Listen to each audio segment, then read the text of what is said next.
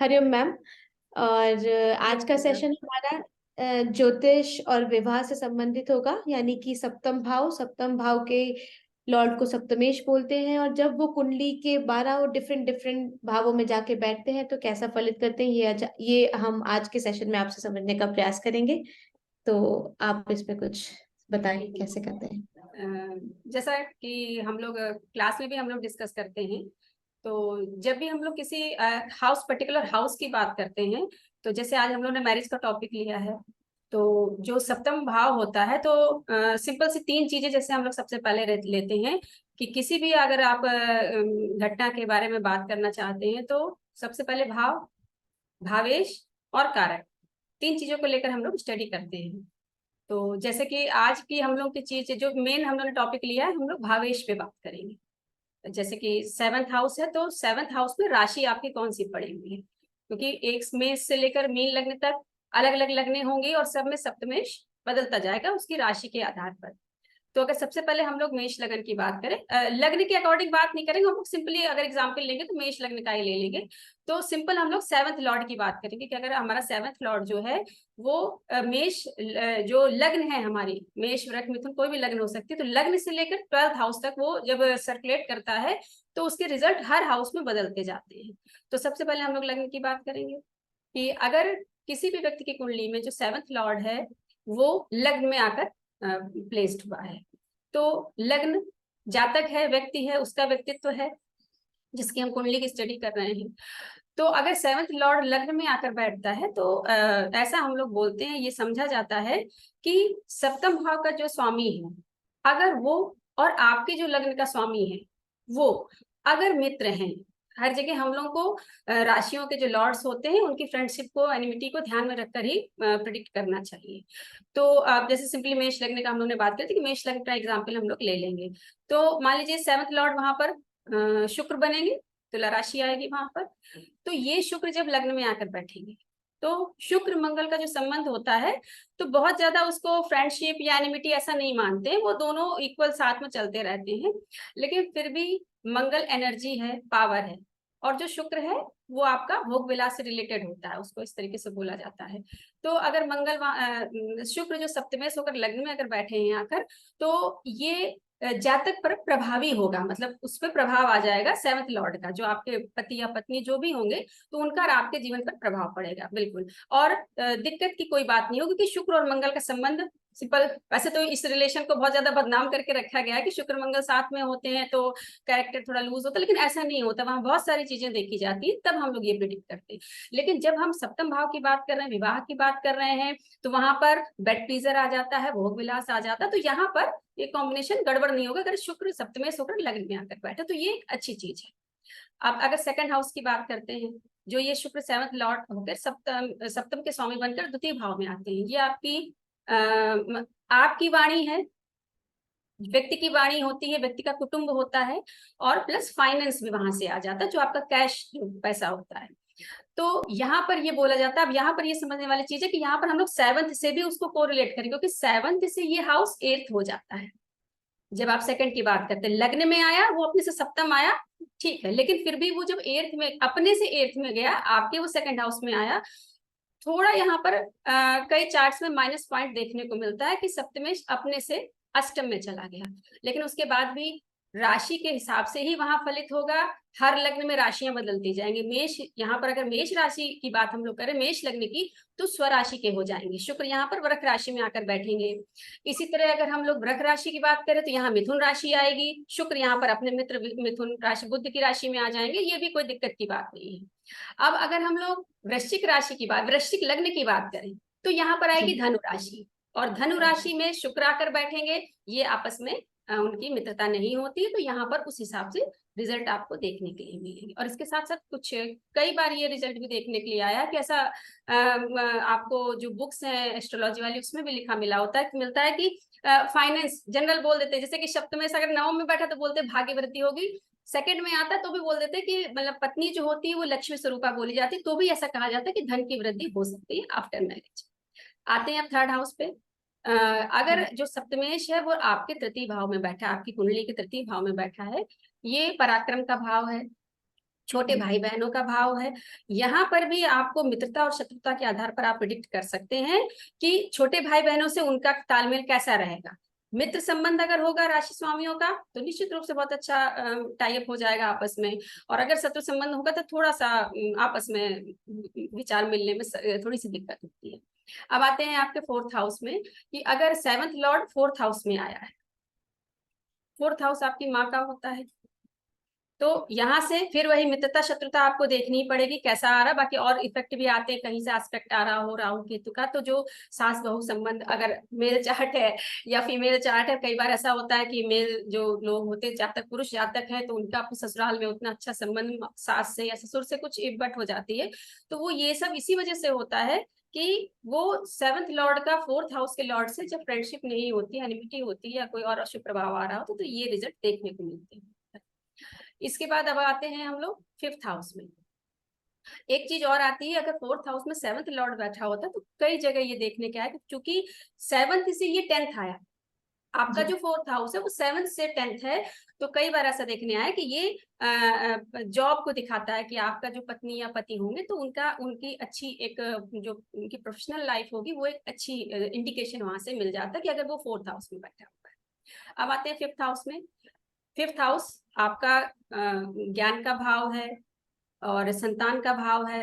7th का 5th में बैठना, जनरल ये चीज कही जाती है सप्तम पंचम का संबंध प्रेम संबंधों को दर्शाता है कि आपकी प्रेम विवाह हो सकता है। लेकिन सिंपल सी चीज है, बहुत सारे रूल वहां पर भी लगते हैं, केवल सप्तमेश का पंचम में बैठना ये इंडिकेट नहीं करता है। लेकिन फिर भी पंचम में सप्तमेश का बैठना ये दिखाता है कि ऐसा जो व्यक्ति होगा, जो जातक आपका जो लाइफ पार्टनर होगा, वो आपकी बुद्धि को आपके विवेक को कुछ ना कुछ इफेक्ट करेगा बिल्कुल। क्योंकि वो जैसे कि प्लेसमेंट होता है ना किसी ग्रह का किसी हाउस में, तो दृष्टि मान लीजिए किसी प्लेनेट की आ रही है और कोई ग्रह वहां बैठा है, तो जो ग्रह बैठा है वो ज्यादा इफेक्ट देता है, अपने कारकत्व तो उस हाउस को देता है। तो ये चीज वहां पर आ जाएगी।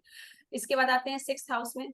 अब जब 6th हाउस की बात करते हैं तो ये 7th से 12th हो जाता है।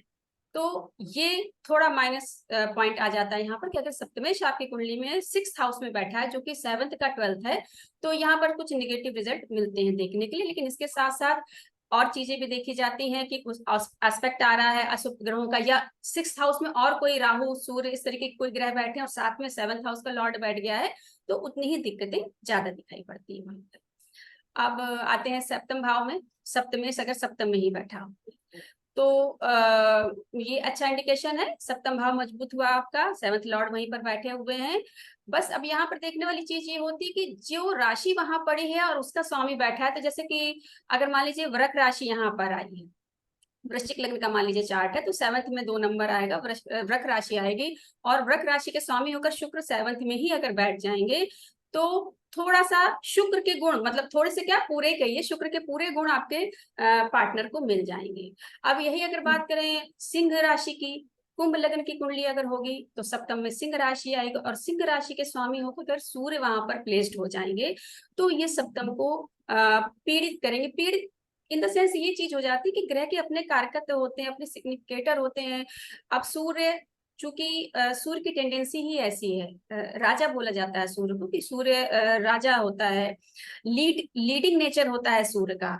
तो आपका जो पार्टनर होगा यहाँ पर 7th हाउस, आप चूंकि आज मैरिज की हम लोग बात कर रहे हैं तो पूरी तरीके से हम लोग मैरिज को ही देखेंगे, लेकिन आपका बिजनेस पार्टनर भी इसी तरीके का होगा। अगर आप किसी के साथ मिलकर बिजनेस कर रहे हैं और 7th में सिंह राशि आई है और वो सूर्य वहीं पर प्लेस्ड है, तो कहीं ना कहीं वो आपको दबाने की कोशिश करें, क्योंकि सूर्य का ऐसा नेचर ही होता है, लीड करने वाली क्वालिटी होती है सूर्य की।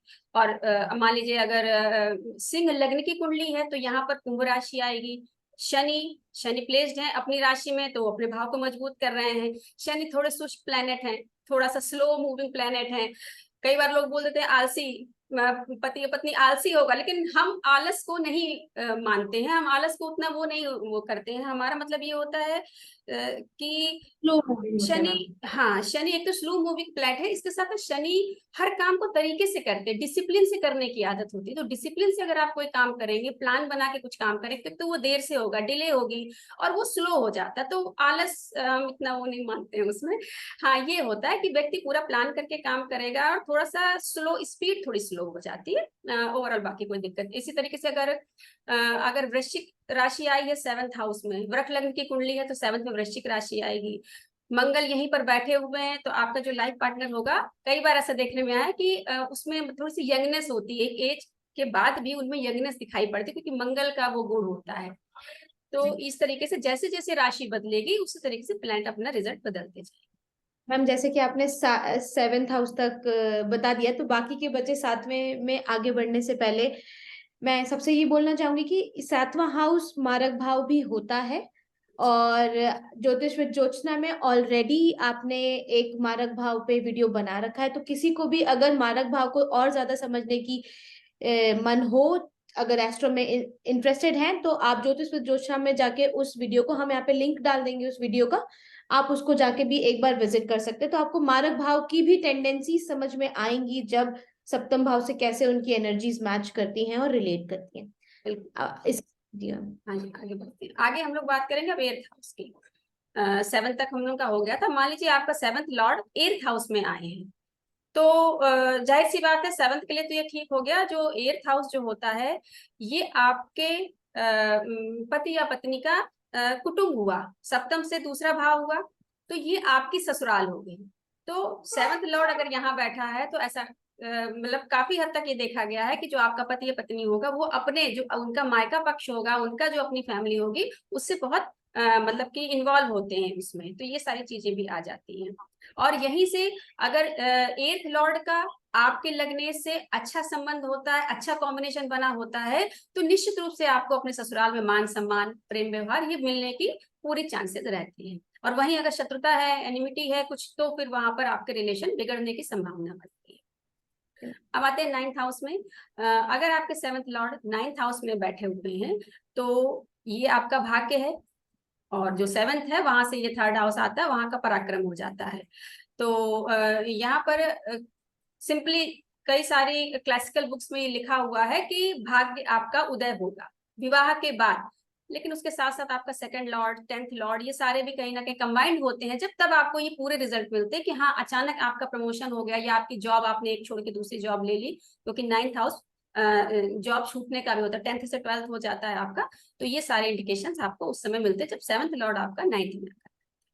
अब आगे आते हैं 10th हाउस में। अगर आपके जो 7th लॉर्ड है वो 10th हाउस में बैठे हुए हैं, 10th हाउस उनकी माँ का हुआ, 7th के आपके पति या पत्नी की माँ का, आपका वो कर्म क्षेत्र हो गया, 10th हाउस आपका हो जाता है।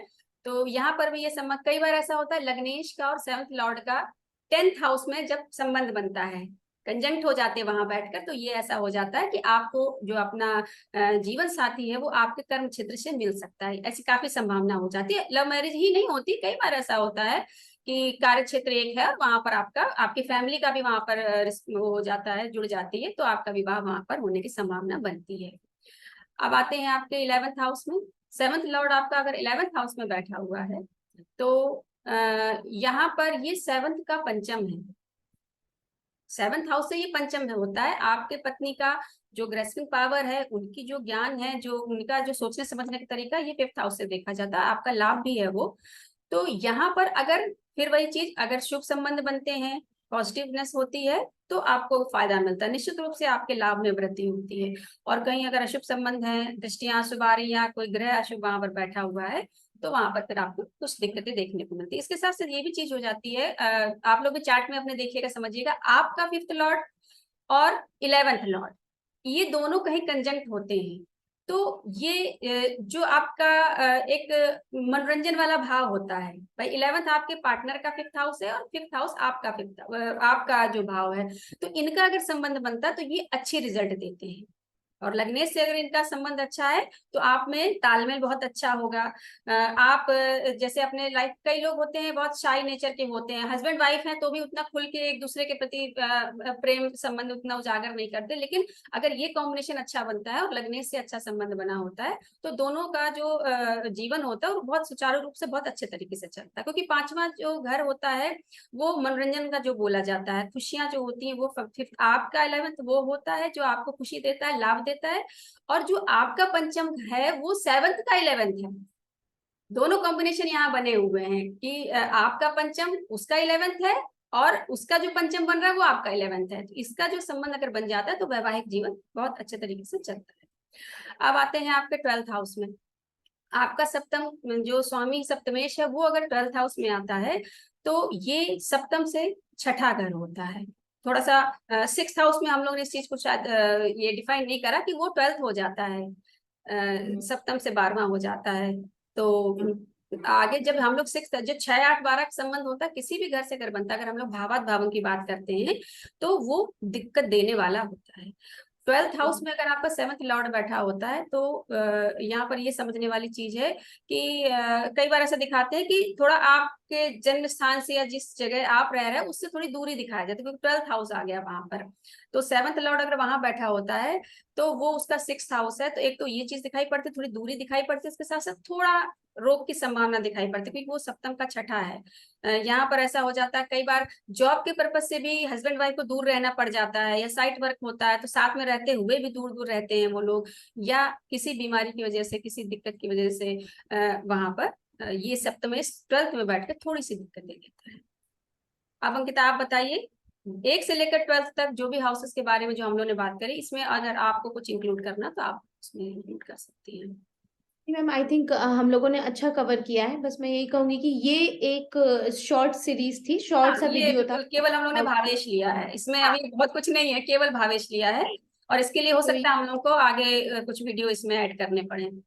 हाँ, अगर हम लोगों को अच्छा रिस्पांस हुआ, अगर लोगों ने अपनी इच्छा जाहिर करी कमेंट सेक्शन में जाके, तो फिर हम लोग इस पे लग्न वाइज भी बना सकते हैं कि अगर मेष लग्न की कुंडली है तो उनका सप्तमेश ये बनेगा, और वो जब डिफरेंट हाउसेस में बैठेगा तो कैसे हाँ होगा, तो वो बिल्कुल। हम और सोचेंगे वीडियो देख के आप लोग भी अपने जो आप लोग के अनुभव है, एक्सपीरियंस है, वो कमेंट सेक्शन में आप शेयर कर सकते हैं कि ऐसा आपको लगा कि नहीं लगा। कई चार्ट्स आप लोग लगाइए, आपकी फैमिली के होंगे, आपके मिलने जुलने वालों के होंगे, तो उसमें लगाकर ये देखें कि सिंपल प्रिडिक्शन था कि लग्नेश केवल हाउस में बैठा, बहुत ज्यादा हम लोगों ने राशियों को भी नहीं लिया, दृष्टियों को भी नहीं लिया, उससे रिजल्ट में थोड़ा सा फर्क आ जाता है। लेकिन ये सिंपल सा एक प्रिडिक्शन है कि सप्तमेश किस किस भाव में बैठकर हमको क्या रिजल्ट दे सकता है।